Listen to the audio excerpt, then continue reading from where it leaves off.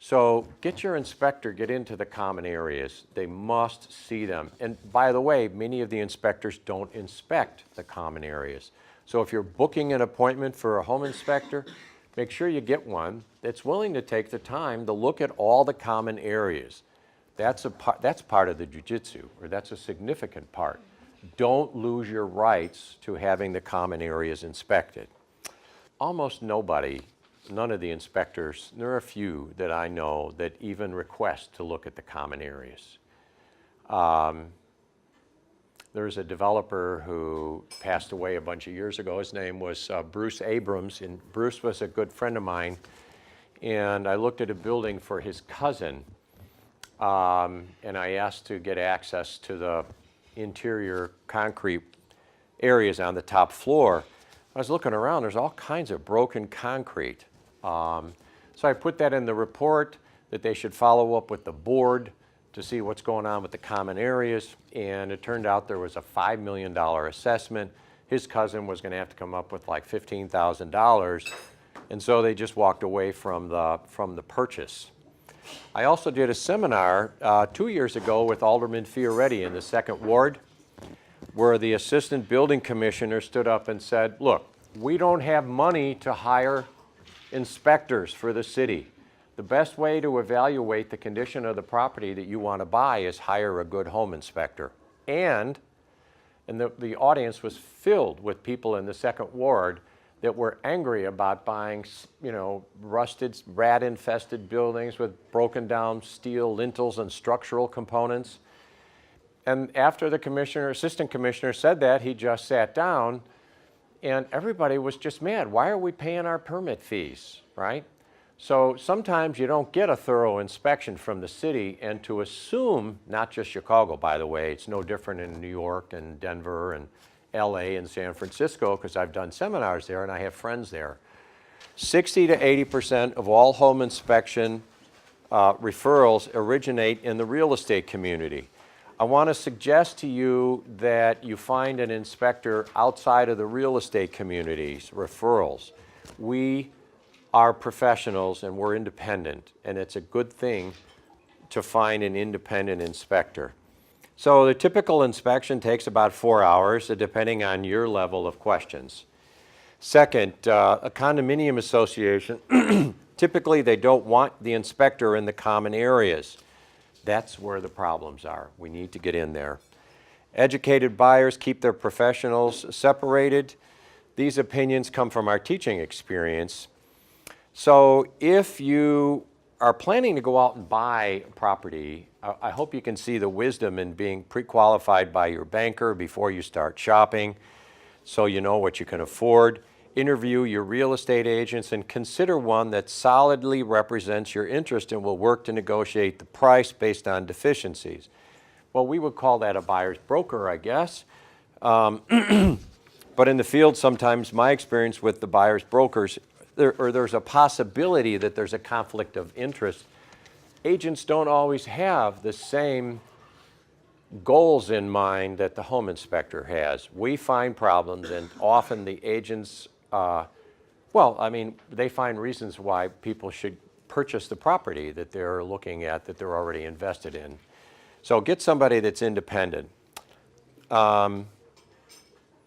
And choose an attorney who will be aggressive. Flat fees often don't yield the best outcome.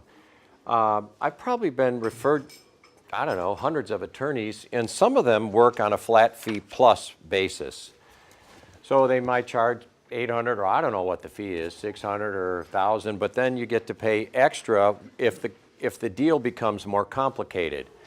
And that's true in commercial property, where the real estate agents, or not the agents, but the attorneys will get an hourly fee. Okay, so home inspectors as professionals, make sure you find one that's not compromised. Make sure you find one, this is on page 8, that is going to be out there working for you. A good way to qualify a home inspector from a boot camp perspective is to walk through a couple of buildings. When you find one that you like, send a photograph of a couple of problems to that inspector. See if, or 4 or 5 of them, see if they have opinions about what you think are problems. And if they do, then maybe you've got a good inspector. And if they don't, and they say, well, I don't know, it could be anything, maybe that's not somebody you should work with. We need assertive inspectors to help keep raising the bar in the quality of housing and what's out there in the market. Inspectors must be insured. They should have 5 to 10 years experience. And stopping for a second, my experience includes being the chairman of the Ethical Complaints and Standards Committee for the American Society, Committee on Ethical Complaints and Procedures for a year, about 10 years ago. So, and in that capacity, I would routinely see people complaining about conflicts of interest between their inspectors and either the agents or the mortgage brokers or whatever. Get somebody that's independent. Make sure all of your people are independent. The inspector must provide a written cost summary or figures for reports for the deficiencies. So these are some tips then that have worked in the middle of page 8 for buyers. And most houses need a radon test. In the city, we don't find radon quite as often as in the suburban areas. And buyers typically request all the receipts for remodeling, obtain permits, and any blueprints, ask for information on insurance claims. When I do a home inspection with somebody, we say to them, ask the seller if they have any permits or blueprints for this beautifully remodeled basement, right? And several times we've had clients not do that and get in trouble with the city, and then they get fined, and then they're involved in a years, long process in the legal end of things. So ask for the remodel, and do all this in writing. Speak with the neighbors about the neighborhood. How about flooding? Ask the seller about code violations. Make sure that all areas for the inspector are fully visually accessible. I don't know, there's any number of these things where the buildings are just filled with junk. And they don't move their stuff, bedroom after bedroom, just filled with belongings, and it makes it very difficult for us to see what's going on. Also, if it's a property that's foreclosed on, we had one of these yesterday, the gas is supposed to be on for an inspection. The electric is supposed to be on. The plumbing is supposed to be working. How can you inspect if there's no gas, no electric, and no plumbing? And from a legal point of view, and I'm not a lawyer, but I mean, what I've seen is people will say, well, you had your inspection. My client says, well, but the water wasn't on and the electric wasn't on. And the bank will say, well, you've had your inspection. So then it becomes a legal battle to force the bank. You have to spend more money to get us adequate access to complete an inspection. This foreclosure problem is really inbred. So almost every foreclosure we look at, the power's off or the water's off. I read in the newspaper in the real estate section that this is the obligation of the agent that works for the seller, the selling agent, to get all this stuff ready for inspection. If there's a short sale, then you should still get a seller's disclosure form. And that disclosure form should itemize the seller's awareness of what's wrong. I was very active I've been active with, at the time when the seller's disclosure law was written and passed in Illinois. And I was at a real estate convention. I've done speaking engagements there. And somebody came in and said, we've done it, we've passed a law that the sellers are not going to be liable, this is what they said, I'm not an attorney, for there are problems in their homes, and neither will be the real estate community. And I said, well, what are you talking about? So the seller's disclosure law, in practice, the way I've seen it practiced, the seller has to have actual knowledge, which is a very narrowly defined term, in order to disclose any of the problems that are requested of him or her on the disclosure form. So the seller discloses something, and they fail to disclose the water in the basement.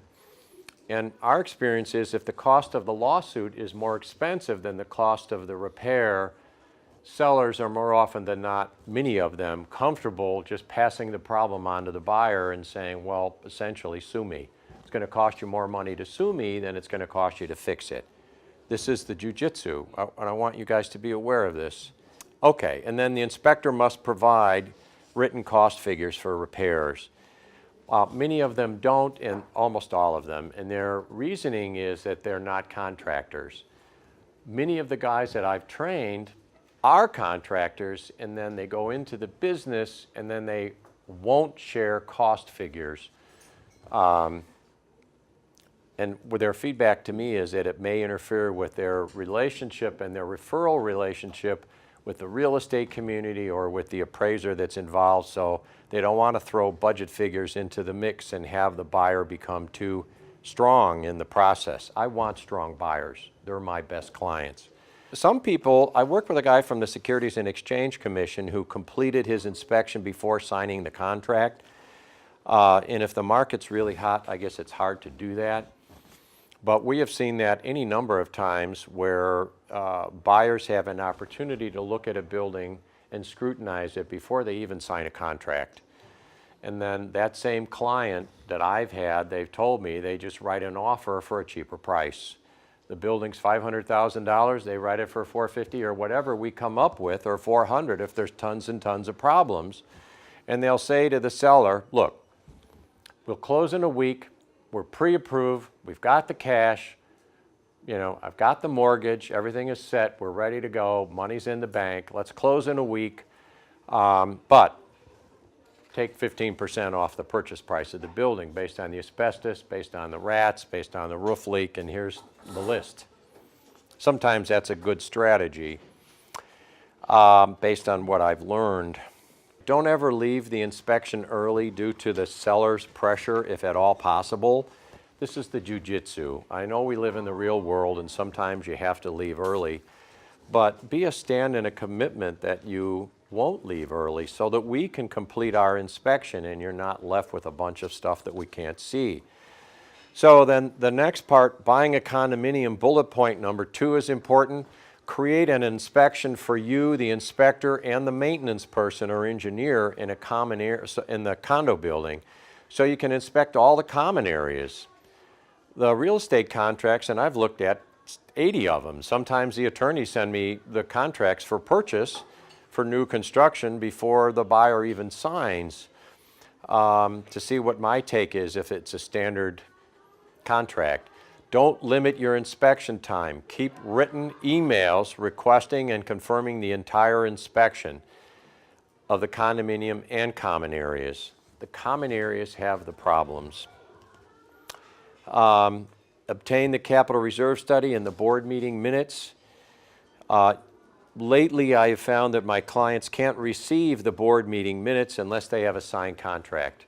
Before that period, last year, the year before, they could go in and say, as part of the purchase, I want the board minutes for 3 years, and I want the capital reserve study. The same seminar I did with Alderman Fioretti in the 2nd Ward with the building commissioner, with a number of construction litigator and real estate attorneys, they all said the same thing. You need, the commissioner, assistant commissioner said, you need the board minutes for 3 years, right? George Dunn was the guy that got the law passed that you could get it for 1 year, not 3 years. We want you to have 3 years of board minutes. Who's mad at whom? Who's suing whom? What's going on? Let's be real thorough in our purchase. Because the seller is not responsible for building information unless he or she has actual knowledge of deficiencies, the same apparently holds true if we find a bunch of problems like a leaky roof and the seller hires Billy Lou Bob's roofing repair and for $300 and I say the roof has to be torn off, then the seller can then represent that they had the roof repaired, because when I read the statute when it first came out at the state level, the seller can base their opinion based on a contractor's point of view, not an engineer's, not a home inspector's, not an architect's.